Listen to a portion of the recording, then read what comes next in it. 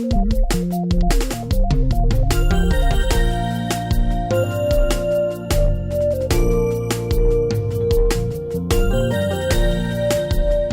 I'm sharing my crumbs from the Master's table, contending for the faith that once was delivered to the saints, the apostles who walked with Jesus.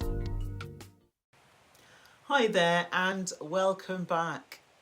There are moments in life when the battle isn't loud, it's not dramatic or obvious, it's quiet. And often the greatest battles we face are the ones happening below the surface. Unseen, unspoken, unnoticed. That's why Scripture tells us we wrestle not against flesh and blood, but against unseen forces. We find that in Ephesians 6 and verse 12. Not everything that needs addressing is visible. Sometimes the real battle is whether we'll obey God when nothing is pushing us to. I want to talk today about one of those moments. The last time I visited Kenya was in 2023, and it was during my third and final week. I was privileged to stay with my friends Pastor George and Sister Elizabeth and their family. I'd known them since 2009 when I first visited Kenya. Everything seemed normal during the day, but every night something surfaced. A sound, a deep, harsh, constant sound was coming from Pastor George's throat. And then I noticed that their son Daniel, who was around 13 or 14 at the time, he had the same thing, night after night. There was no announcement, no prayer request, just that something was wrong. And that's often how the invisible battles show up. Not with a spotlight, but with persistence. And later I learned it wasn't new. Pastor George explained it had started years earlier. Medication helped a little, but he was never healed. And Daniel, he'd been born with it. I remember talking to young Daniel about it. His response was, like father, like son. No! That was the response in my head. In other words, this was not temporary. It was accepted. And that's where many invisible battles are. They're in things that we've learned to live with, rather than confront in faith. I didn't plan to pray. Actually, I talked myself out of it. I remember thinking, but he's a pastor. Who am I to pray for him? I don't want to be embarrassing. But night after night, that sound, it didn't stop. Every night it was there, a rough, like a laboured sound coming from the sinuses and throat. Not a cough, but it was constant. And it wasn't dramatic. It was just the kind of sound that felt exhausting to live with. One particular morning it hit me. They were both in stereo. And it seemed more pronounced than ever that particular morning. It wasn't something that they should tolerate. This was something they needed to live with. And something inside of me, I just knew this. It wasn't the will of the Father. The problem wasn't that God couldn't heal. The problem was I hadn't asked. I reached for that bottle of oil our bishop had given us during our last general conference and the commissioning he mentioned from Mark 16. I didn't ask permission, not because I felt brave, not because I felt powerful, but because of obedience. It was louder than my fear.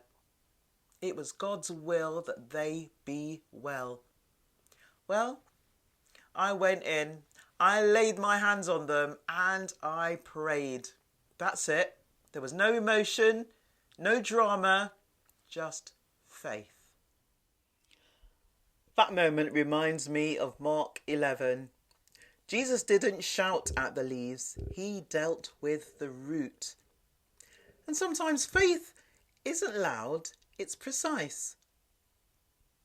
Mark 16 and verse 18 says, "They shall lay hands on the sick and they shall recover."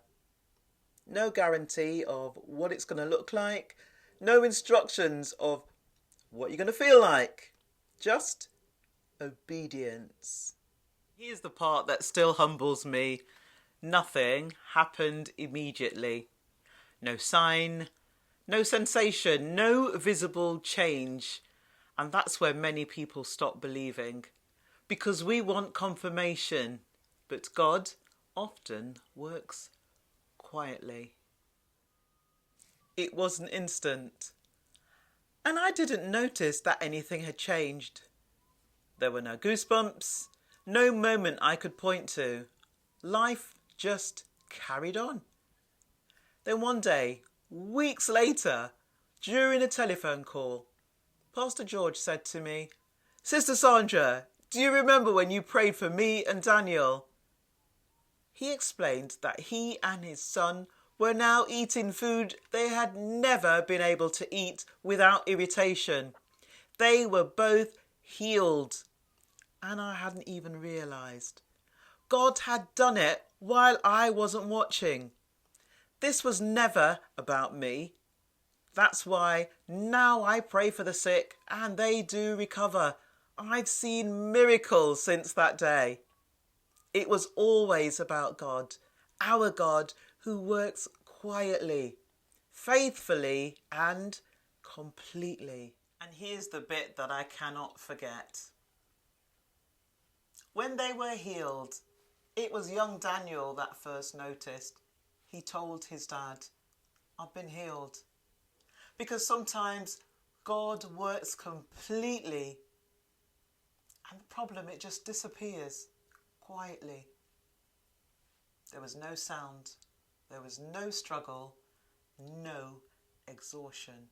God just did his thing. That's the invisible battle. Not whether God can heal, but whether we'll trust him enough to obey without the evidence. Scripture says the battle is not ours, it's God's. That's 2 Chronicles 20 and 15. Our role isn't to manufacture the results. Our role is to respond to the will of the Father. Maybe for you the battle looks different. A situation has gone on for too long. Something you've learned to live with. Something you've stopped praying about.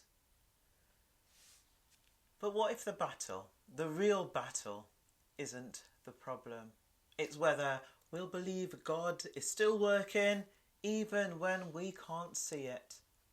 Jehovah has promised, "I will never leave thee nor forsake thee." That's Deuteronomy 31 and 6. Even when it's quiet, even when nothing seems to change, especially then. So today, remember this. The invisible battle, it's real. But so is our God who fights for us. Sometimes obedience comes before understanding and healing before we've even noticed. And sometimes God works best when no one is even watching.